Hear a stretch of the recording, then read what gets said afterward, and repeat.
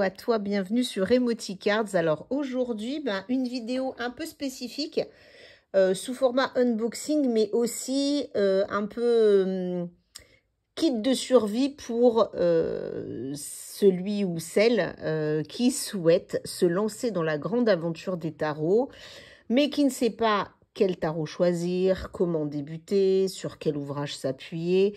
Tout ça semble très compliqué alors qu'en fait, c'est extrêmement simple. Alors déjà, mon premier conseil, même si tu es attiré par tout plein de tarots, sache qu'il y a des structures de tarot qui peuvent être différentes. Tu as le tarot Rider-Waite-Smith que je mets donc sous tes yeux.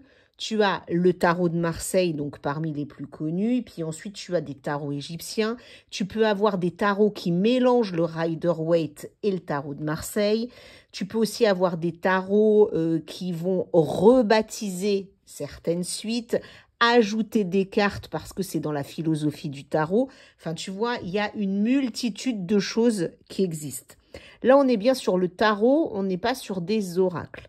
Alors, quand tu débutes et que tu veux apprendre le tarot, je ne peux te conseiller que d'acquérir un tarot Rider-Waite-Smith. Là, je t'ai mis donc en photo celui qui est fait des éditions Trajectoire. Alors, tu en as beaucoup. Hein.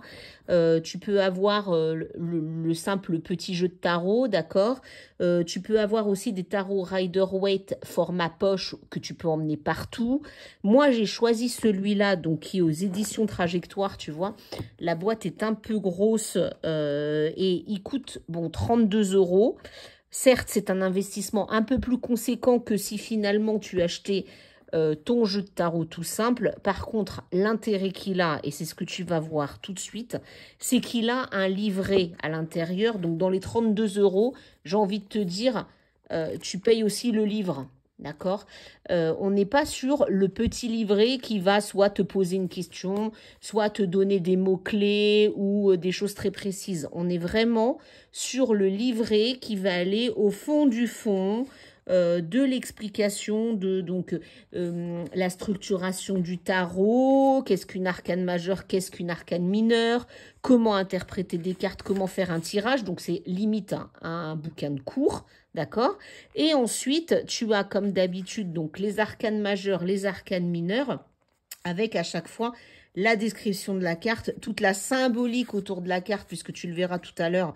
Il y a vraiment besoin d'aller autour de cette symbolique pour comprendre des choses à travers la carte et développer ton intuition au-delà de ce que le livre pourra te dire. D'ailleurs, je te conseille, une fois que tu seras plus à l'aise, de ne plus ouvrir ton livre parce que ça peut te fausser dans le développement de ton intuition. Mais ça, c'est un autre sujet, on en parlera une autre fois. Et puis, tu as les significations à l'envers, à l'endroit, avec les thématiques, tu vois, qui reviennent le plus souvent et pour lesquelles on interroge le tarot, à savoir qu'est-ce qui se passe en amour, qu'est-ce qui se passe au travail. Donc, tu vois, tu as ça tout le temps et tu as aussi ça sur les arcanes mineurs. Donc, effectivement, avec beaucoup d'exemples de tirages à la fin. Alors, la particularité de ce livre, je dois le dire, et je te dis bien le livre, c'est que le chapitre 5 des tirages est pour moi un des chapitres les plus détaillés de tout ce qui existe en livre de tarot aujourd'hui. Hein. Pour te donner une idée, les tirages proposés vont de la page 134 à la page 180. Donc, tu as de quoi t'exercer pas mal au départ et c'est super bien fait puisque tu vois, on te décrit comment positionner tes cartes, ok? On te décrit en fait à chaque emplacement la question qu'il y a derrière et comment aller chercher ton interprétation. Et puis ensuite, tu peux aller chercher directement dans le livre arcane mineur et majeur si bien sûr au départ tu n'es pas à l'aise avec la connaissance de tes cartes. Donc, pour moi, c'est aujourd'hui le coffret, mais vraiment le coffret le plus complet. En plus, j'aime beaucoup, hein, en fait, le graphisme hein, qu'ils ont pris pour le faire. Et dedans, alors tu vois, on est sur quelque chose de simple. Hein. On n'est pas dans le grand esthétique que j'ai pu te présenter hein, dans d'autres jeux de tarot. Là, vraiment, le but, c'est de te familiariser avec le jeu de tarot le plus classique au monde. Pourquoi je te conseille le Rider-Waite? Parce que ce jeu a la particularité d'avoir illustré les arcanes mineurs. Si tu prends un tarot de Marseille, écoute, tu en as déjà un chez toi, et que tu n'as jamais tiré le tarot et que tu te lances dans l'apprentissage, ça va être extrêmement difficile parce que tes arcanes mineurs correspondent à des dessins qui ne sont pas intuitifs, tu vois. Et donc, quand tu vas voir certaines figures, tu vas te dire, ouais, mais j'en fais quoi si tu ne connais pas la signification? Alors que là, même si tu ne connais pas bien la signification, les illustrations sont guidées. Alors, je vais te montrer comment ça se passe et puis en même temps, je te donnerai des conseils pratiques. Alors déjà, là, on débute toujours un jeu de tarot avec les arcanes majeures. Les arcanes majeures, c'est quoi? C'est ce qu'on appelle le parcours du fou. Donc, ça commence par le 0, tu vois, le mât. C'est un fou qui, donc là, en l'occurrence, il s'appelle le mât dans notre Rider-Waite, qui prend son baluchon, d'accord, et qui part à l'aventure de sa vie. Donc, les arcanes majeures représentent en fait les grandes étapes de ta vie. Les mineurs, elles, vont venir t'éclairer sur quelque chose qui est ponctuel et temporaire par rapport à un contexte que tu vis aujourd'hui. Mais ça n'est pas quelque chose qui est sur ton chemin de vie. Ça vient compléter, ça vient te dire, hop, actuellement, il se passe plutôt ça, etc. Ok? Donc là, tu commences le parcours du fou, donc tu vois, c'est la carte 0. Donc, ce que je t'invite à faire aussi, à chaque fois, et quand tu débutes, c'est très important. Que tu aimes ou pas finalement le graphisme du Rider-Waite, c'est pas très grave, mais c'est vraiment la référence pour apprendre, j'insiste. Mais ce que je t'invite à faire, c'est à regarder toutes tes cartes une par une, à les décrire visuellement, c'est-à-dire vraiment aller regarder tous les détails de la carte et la résonance qu'elle a en toi. C'est-à-dire, quand je regarde cette carte, qu'est-ce que ça m'inspire? Je te prends un exemple, par exemple là pour mon fou, je vois un homme qui paraît extrêmement élancé. Alors effectivement, il a avec lui son seul baluchon. Il semble être dans une certaine légèreté. Tu vois, donc dans une main, il a ce fameux bâton avec finalement ce qu'il a décidé d'emporter avec lui. Dans l'autre, on voit une fleur pousser. Il est sous le soleil. La carte contient beaucoup de jaune, donc il y a de la lumière, il y a de l'optimisme. Il avance, tu vois, sur un chemin escarpé qui laisse entendre qu'il est peut-être au-dessus d'un précipice, hein, on ne sait pas, mais il s'élance et il a l'air confiant puisqu'il regarde vers le ciel. Et il est accompagné d'un chien. Alors, dans le tarot, sache qu'il y a souvent des animaux. Et donc, il faut t'y attarder aussi parce qu'il y a une symbolique. Le chien, qu'est-ce qu'il inspire pour toi? C'est la fidélité. C'est le compagnon de route, tu vois. Donc là, une fois que tu as vu ça et que tu as décrit tout ça, c'est qu'est-ce que les couleurs vont t'inspirer, qu'est-ce que la carte t'apporte comme message, tu vois. Moi, par exemple, quand je regarde cette carte du fou, donc ou du mât, comme elle est appelée là, je me dis, waouh, mais c'est la liberté absolue, c'est-à-dire qu'il part en confiance, mais il a l'air tellement bien et tellement heureux d'aller vivre cette nouvelle aventure, mais il est quand même dans l'imprudence, il a l'air de ne pas savoir trop où il y va, mais il y va quand même, tu vois. Et bien là, déjà, rien qu'en faisant ce travail de description, d'appropriation de la carte et de l'intuition, eh ben tu auras, si tu prends le temps, que tu le fais sérieusement, que tu es posé au calme, allez, 80 à 90% de la signification de la carte, d'accord? Et à chaque fois pour la carte, tu as une signification à l'envers, à l'endroit. Là, à l'endroit, c'est ce que je viens de te décrire, c'est le côté optimiste. À l'envers, c'est tous les revers de la médaille. Tu sais, dans la vie, il y a toujours deux faces à une médaille. Il y a le côté plus, super optimiste, et puis il y a le côté moins. Là, c'est pareil avec tes cartes. Quand je suis à l'endroit, je cherche tout ce qui est positif dans ma carte. Quand je suis à l'envers, eh bien, je vais chercher tout ce que le positif que j'ai pu dégager comporte aussi comme danger. D'accord? Là, si on l'avait à l'envers, on pourrait se dire, pas très prudent quand même. Donc, peut-être qu'il faut faire attention avant de s'engager à régler quelques trucs. Tu vois? Voilà l'exemple. Donc, tu vas avoir ça pour chaque carte. Et là, le cheminement que je te propose de réflexion, fais-le, que ce soit avec les arcanes majeures ou les arcanes mineures. Donc là, tu as ton mât. Ensuite, tu as le battleur, qui va être la première étape, en fait, que ton fou va découvrir. Donc, tu vois là, en fait, attache-toi encore une fois à la description de ta carte. Il y a le symbole de l'infini au-dessus de la tête. Donc, on est peut-être dans l'infini connaissance. Il y a plein d'outils sur une table. Donc, peut-être que ça veut peut-être dire que notre fou, il va commencer à apprendre. Si on regarde, il y a des fleurs en bas. Donc, il y a des choses qui poussent, qui fleurissent. D'accord? Il a le bras levé en signe de victoire. Et qu'est-ce qu'il a dans sa main? Peut-être une table de connaissances. Et là, tu vois déjà, rien qu'en faisant ça, tu commences à avoir les significations du battleur, qui est la première étape du voyage du fou. Ensuite, tu as la papesse. Donc là, on est sur quelque chose de plus religieux, avec des couleurs beaucoup plus féminines et plus douces. Mais qu'est-ce qu'elle tient dans ses mains? Tu vois, voilà, je t'en dis pas plus parce que vraiment, je t'invite à faire ça avec chaque carte. Et je vais te les montrer les unes après les autres, avant même, je te dirais, d'aller consulter le livret ou un cahier ou un livre qui te détaille tes arcanes. Alors après, il n'y a rien, bien sûr, qui t'empêche d'aller lire un ouvrage pour rentrer dans l'histoire. Parce que le parcours du fou, c'est l'histoire formidable de la vie et du chemin d'une âme. D'accord?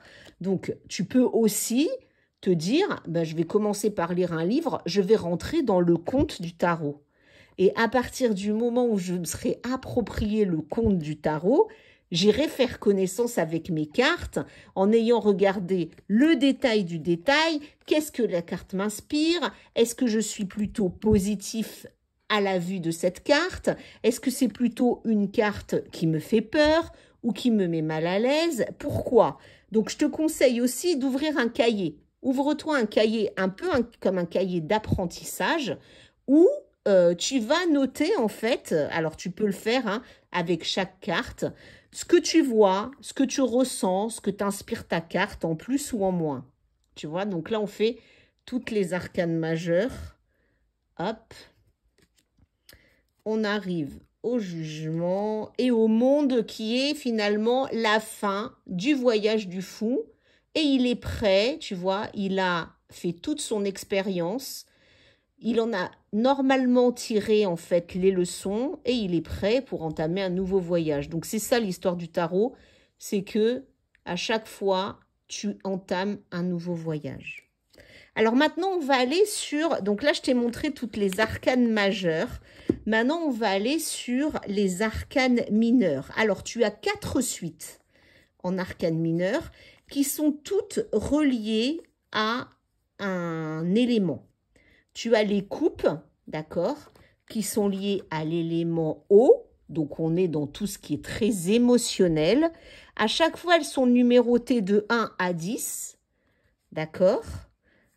Hop. Donc, à chaque fois, tu fais le même travail qu'avec tes arcanes majeures avant d'aller étudier ce que c'est. Ça te permet aussi de t'approprier les cartes et de mieux mémoriser parce que dans cet exercice, il est bien sûr hors de question d'aller apprendre par cœur tes cartes.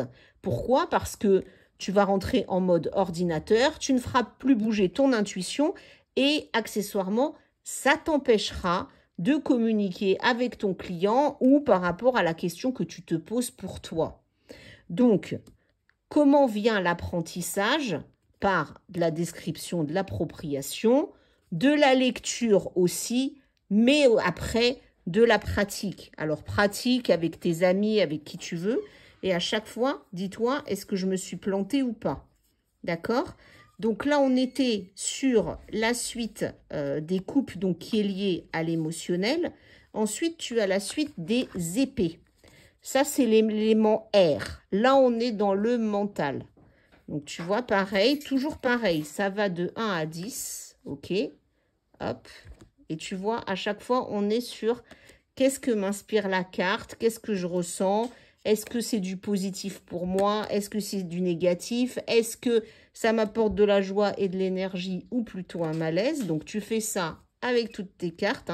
Je te les montre une par une pour que tu puisses bien les voir aussi. Et j'ai oublié de te dire tout à l'heure, à chaque suite mineure aussi, tu as les personnages de la cour. Donc, à chaque fois, tu as le valet, qui est plutôt la carte de la jeunesse. Tu vois, c'est un peu l'enfant qui découvre, mais dans chaque domaine.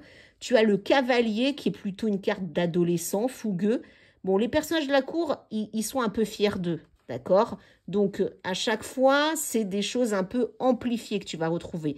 Mais globalement, tu as la très grande jeunesse, voire l'enfance pour le valet, l'adolescence pour le cavalier avec tout ce que ça comporte de rébellion, la reine qui est plutôt maternelle et qui est dans la maîtrise de l'élément, mais à sa façon, c'est-à-dire maîtrise féminine, et le roi qui est dans la maîtrise de l'élément, côté masculin, avec force et rigueur. Ensuite, on arrive à la troisième suite, puisque tu as 4 suites mineures, hein, comme je te le disais tout à l'heure. Et la troisième, donc là, moi, je ne les ai pas forcément pris dans l'ordre, hein, mais ce n'est pas très grave, tu les prends dans l'ordre que tu veux. C'est la suite des deniers.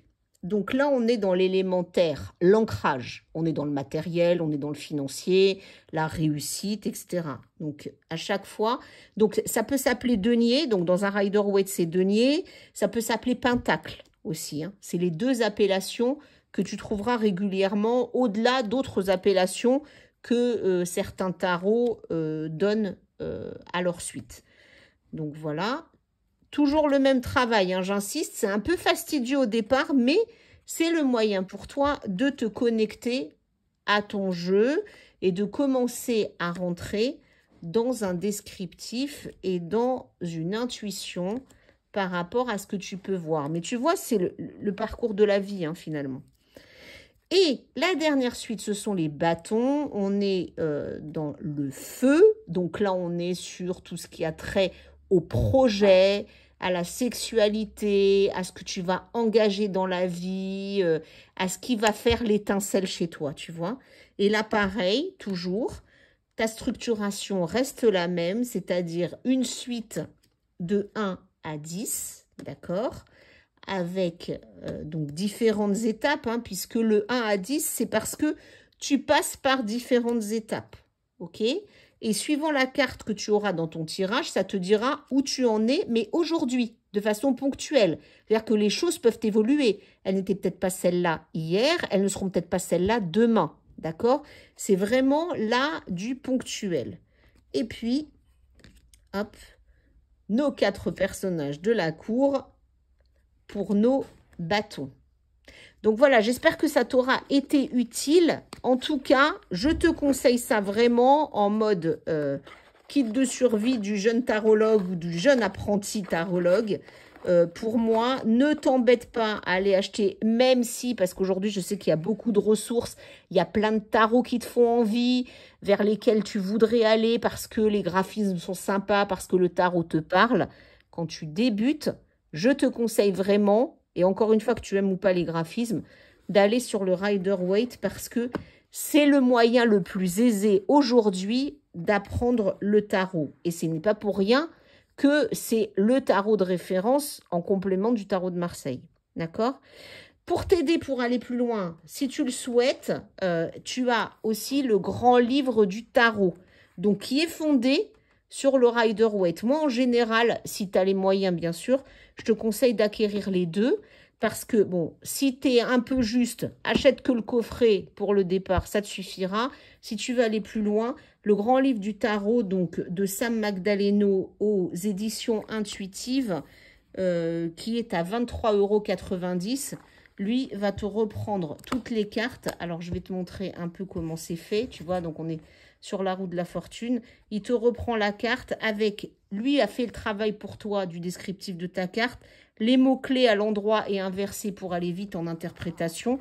Et ensuite, ce qui est très intéressant dans ce livre, c'est que tu as des significations à l'endroit, à l'envers, par thématique. Commencement, carrière, argent, amour. Et ça ne s'arrête pas là d'ailleurs. Amis et famille, santé, guidance supérieure et issue. Donc, vraiment super complet pour aller plus loin et pour approfondir les choses. Encore une fois, attention, il est là pour te donner des éléments, etc. Mais tu fais marcher ton intuition en complément et parfois tu verras, il y a des choses qui te viendront et qui ne correspondront pas forcément à ce qu'il y a dans le livre, mais elles te viendront parce que ce seront les messages du tarot qui te parlent, qui résonnent en toi et qui te permettent de faire ton interprétation. Et tu as aussi, donc je t'en avais parlé hein, la dernière fois, le cahier tarot, hein, qui, lui, est plutôt sympa et t'accompagne joyeusement dans ta quête. Voilà, et bien écoute, j'espère que tout ça t'aura servi. En tout cas, voilà mes conseils pour bien débuter dans le tarot, avoir tout ce qu'il te faut pour un apprentissage et un démarrage assez rapide parce que comme tu pourras le voir, même si tu ne maîtrises pas toutes tes cartes, c'est un univers où tu peux rentrer très facilement et où franchement la connaissance est infinie, donc tu n'arrêteras jamais d'apprendre. À très bientôt sur Emoticards.